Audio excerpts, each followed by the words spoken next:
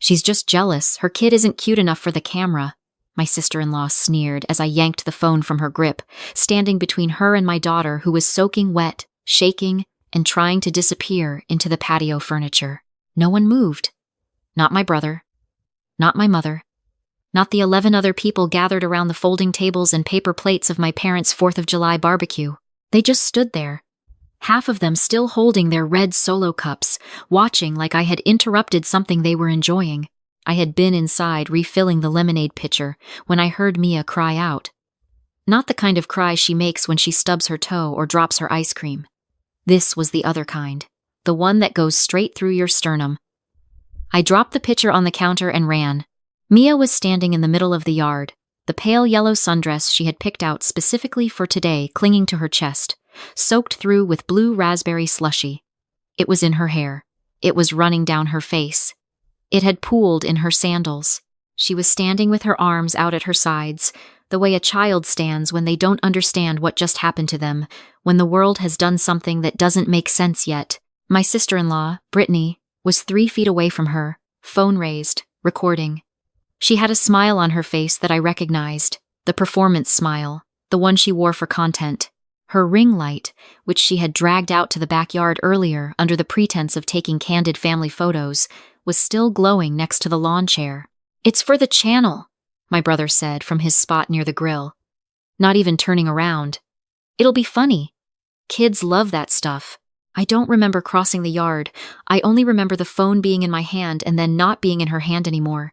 I held it against my stomach, away from her. "What is wrong with you?" I said. My voice came out very quiet. That's how I get when I'm past a certain point. Not loud, just quiet.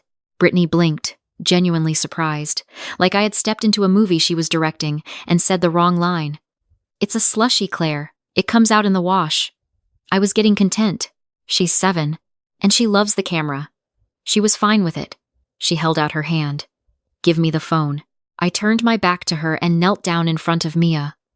The blue dye from the slushie had stained the skin around her collarbone. It was in her eyelashes. When I touched her face to tilt it toward mine, she flinched. And that one small flinch cost me something I didn't know I still had to lose. "Are you okay, sweetheart? Look at me. Does it sting anywhere?" Mia nodded, pressing her lips together the way she does when she's trying not to cry in front of people. My eyes a little bit. I stood up and looked at my brother. "Ryan, help me get her inside." My brother finally turned from the grill. He had the same expression he's worn at every family event for the past 4 years. Mild inconvenience, faint apology, no follow-through. "Come on, Claire, it's a party." Britt was just having fun. It's not a big deal. Blue dye in her eyes is a big deal. "You're being dramatic." My mother appeared from the direction of the back door, a dish towel over her shoulder, her reading glasses pushed up on her head. She looked at Mia, then at Brittany, then at me. She made her assessment in approximately 2 seconds. "It's a slushie from the gas station. She'll be fine. Say sorry to Brittany for grabbing her phone." I stared at my mother. I had known this woman for 31 years. I had spent most of those years trying to earn a specific look from her, the one that meant she was on my side. I stopped looking for it a long time ago, but somehow, standing there in her backyard, watching her look at my dye-stained daughter and decide the priority was the phone in my hand, I felt the absence of that look more sharply than I had in years. "Apologize," my mother said again, nodding toward Brittany. "She's a guest in this house." My father, who had been quiet in the corner with my uncle, cleared his throat. "The girl has thousands of followers, Claire." It was a moment. "You're making it weird." I looked around the yard, the same way I imagine people look around when they're trying to find a fire exit. My cousin Heather was holding her own phone up, filming the aftermath. My aunt was whispering to her husband. My brother had turned back to the grill. Nobody was looking at Mia. "Let's go inside," I said to Mia, taking her hand. "You can't just take her phone," Brittany called after me. "That's theft. I'll call the police." I kept walking. I took Mia into my parents' downstairs bathroom, and I did what I should have done and what no one else was thinking about. I turned on the tap, lukewarm, and helped her rinse her face and eyes carefully. I read the label on the back of every soap and lotion bottle under the sink until I found one that said gentle and fragrance-free. I washed the dye off her neck and arms. I blotted her hair with a clean towel I found in the cabinet. Then I looked at the skin around her eyes in the bathroom mirror under the overhead light, and I didn't like what I saw. The area around her left eye was redder than it should have been. She kept blinking. When I asked her to track my finger, she could do it. But she winced. "We're going to go see a doctor," I said. "Is it bad?" Mia asked. "I just want to make sure your eyes are okay. It's not scary, it's just being careful." She nodded. She trusted me. That trust has always felt like the most valuable thing I possess and the thing I am most afraid of failing. I walked back outside to get my purse. The party had resumed. Someone had turned up the speakers. Brittany was sitting on a lawn chair with her phone, which apparently she had a second one, filming the sparkler display my nephew was doing near the fence. My mother was slicing watermelon. The moment had been absorbed back into the afternoon like it had never happened. "We're leaving," I said to my mother.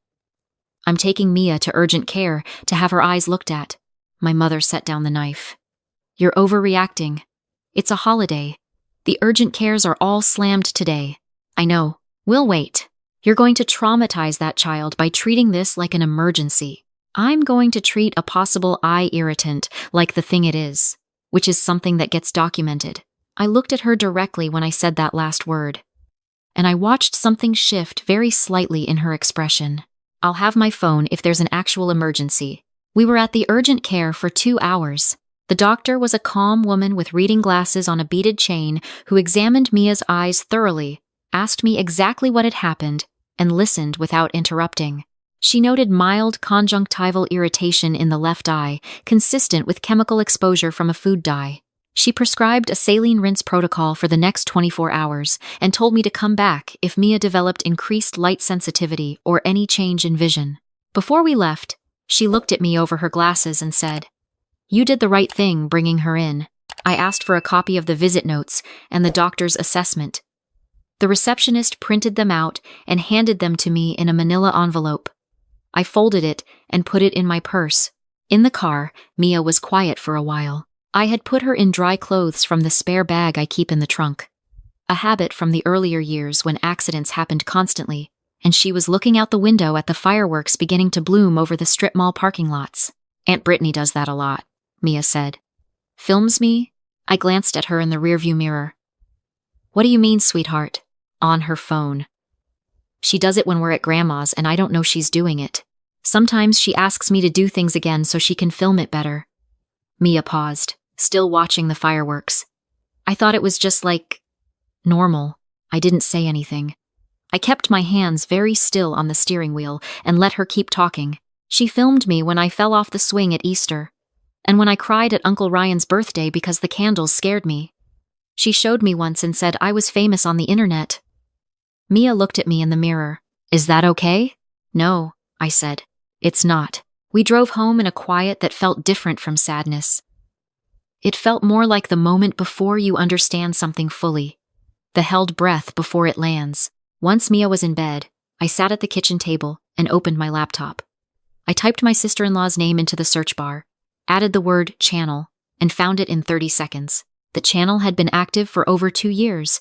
It had 47,000 subscribers. The banner at the top featured a smiling photo of Brittany and my brother in their kitchen, and the tagline read, "Real family, real moments, real life." I started scrolling through the videos. Mia was in over 60 of them. I know this because I watched for 2 hours. I took notes in the margins of a legal pad I found in the junk drawer. I wrote down video titles, upload dates, view counts, and the timestamps where my daughter appeared. Most videos had her face visible. Many had her full name in the captions. Several featured her crying, falling down, being startled, or reacting with genuine distress while Brittany narrated in the warm voice she uses for the camera, a voice I had never once heard her use in person. One video, uploaded 8 months ago, had 340,000 views. The title was, "Trying a Prank on My Niece. She Did Not See It Coming." In it, Brittany had convinced Mia that a spider was in her lunchbox while the family was gathered at my parents' house for Christmas. The video captured Mia screaming and crying for nearly 40 seconds before she realized it was fake. The comments were full of laughing emojis. The video had generated enough ad revenue that the channel had been verified. My daughter's genuine fear had been monetized without my knowledge or consent. I closed the laptop. I sat in my kitchen for a long time. My phone had 9 texts. My mother had sent 4. All variations of, "You embarrassed the whole family today." My brother had sent 2. One saying I owed Brittany an apology, and one saying the family was done walking on eggshells around me. Brittany herself had sent one. "I hope you understand how selfish you are. That channel supports our family. What you did today was unacceptable." My father had sent 2 words. "Call me." I did not call him. I looked up the law instead. It took me 3 days and 4 different legal resource websites, and finally a consultation with a family law attorney named Marcus, who charged $150 for a 30-minute phone call that turned into 2 minutes. But by the end of that call, I understood several things clearly. I understood that in the state where my sister-in-law had filmed and posted those videos, a minor child's right of publicity belongs to the child's parent. I understood that using a minor's likeness for commercial purposes, which a monetized YouTube channel absolutely qualifies as, requires documented parental consent. I understood that I had never given that consent. Not in writing, not verbally, not in any form. I understood that 60-plus videos, many with identifiable footage of my daughter, on a channel that had generated verifiable ad revenue, gave me significant legal standing. Marcus told me to document everything before I sent any notice, because once they knew I was coming, videos could disappear. He told me to use a screen recording tool to capture every video Mia appeared in, with the view counts and monetization indicators visible. He told me to save everything to a cloud backup I controlled alone. I spent the following weekend doing exactly that. Then I found something else. I was going through the older videos methodically, working backward through the upload history, when I came across one from 18 months ago. The thumbnail was a photo of Mia at what looked like a school event. I didn't recognize the school. I paused and looked more closely. It wasn't Mia's school. It was a school event Brittany had taken Mia to without telling me. Apparently, while my daughter was visiting my parents for a weekend, and had filmed her the entire time. In the video description, Brittany had written Mia's full name, the name of the school, and my parents' neighborhood as part of a location tag. My daughter's full name, her regular location, posted publicly with 12,000 views. I sat with that information for a long time. Then I forwarded the video link to Marcus with a note that said, "Add this to the documentation." I heard from my family twice more before things moved forward. My mother called on a Wednesday evening and used the word obsessed to describe how I was handling the situation. She said Brittany was a good person who made a small mistake and that the family needed me to come back to the table with an open mind. She said Mia needed her family around her and that cutting people off was not a healthy way to raise a child. I listened. I said, "I hear you." I did not say anything else. 2 days later, my brother texted me a photo of himself and Brittany looking upset at a kitchen table with the caption, "This is what you're doing to our family. Are you happy?" I did not respond. Marcus sent the first letter on a Tuesday morning. It was addressed to Brittany directly, copied to my brother, and it was calm and precise and devastating in the way that legal documents are when the facts are entirely on one side. It outlined the count of unauthorized commercial uses of my minor daughter's likeness. It cited the relevant statutes. It requested the immediate removal of all content featuring my daughter, an accounting of revenue generated from that content, and a figure for damages that Marcus described to me as conservative and defensible. It gave them 14 days to respond. I was at work when my phone started ringing. I let the first 3 calls go to voicemail.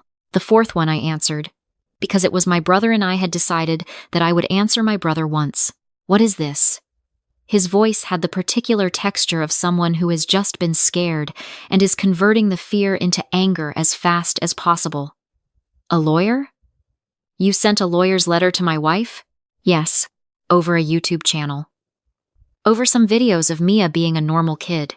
Over 60-plus videos of my daughter, filmed without my consent, posted publicly with her full name and location, on a monetized platform that has generated income from her image without my permission. You're insane. You know that? You are completely insane." She was being nice. She was including Mia in our family content. She filmed Mia crying and called it a prank video. She got 340,000 views. Silence. Ryan.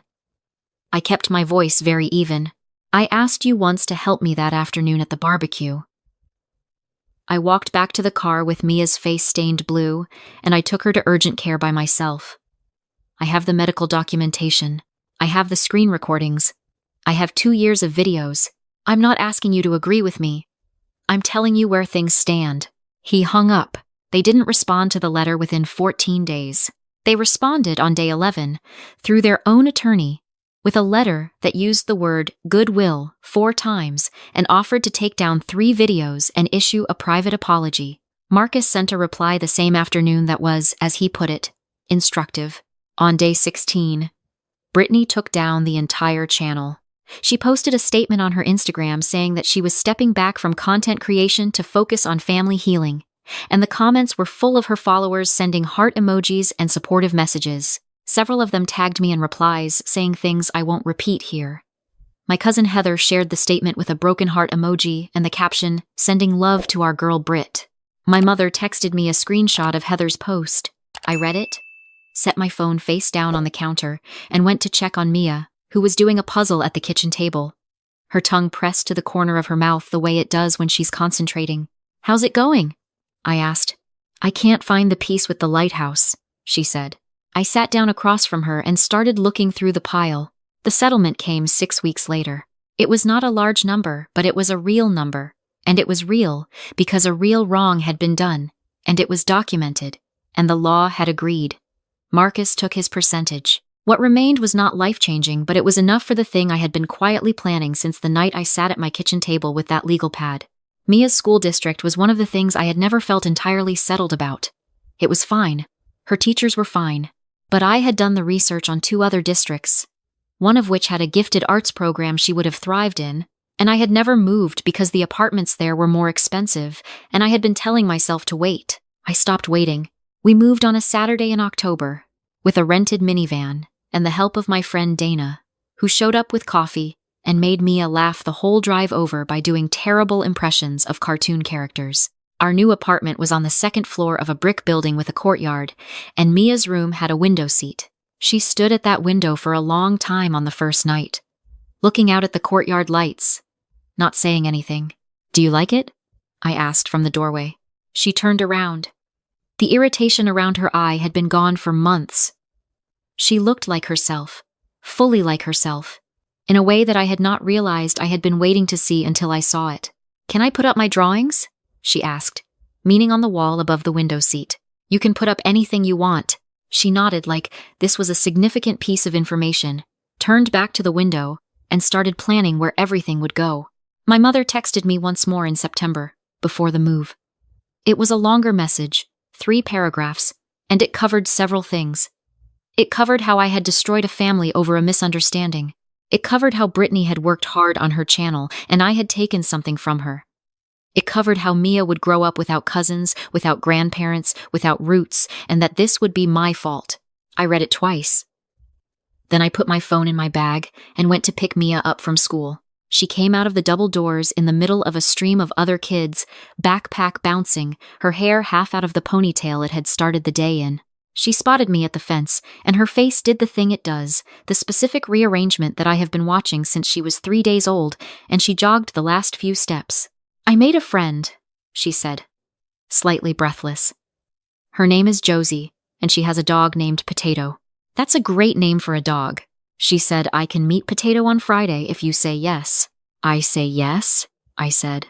She grabbed my hand, and we walked to the car. She told me about Josie's dog for most of the drive, and then about the music class she'd had that morning, and then about the bird that had flown into the gym window during PE, which had caused a significant amount of disruption and excitement. She was animated, specific, completely present. I drove and I listened, and I did not look in the rearview mirror at anything we had left behind. There was a moment at a red light when Mia went quiet for a few seconds, looking out the window at a woman walking a golden retriever on the sidewalk. "Mom?" she said. "Yeah? Are we going to be okay?" It was the kind of question that children ask when they have absorbed more than you thought they had, when they have been carrying something quietly, and finally found the words for it. I looked at her in the mirror, at her half-fallen ponytail, and her slightly scuffed shoes, and the small, serious face she gets when something matters. "We already are," I said. The light turned green. I drove us home.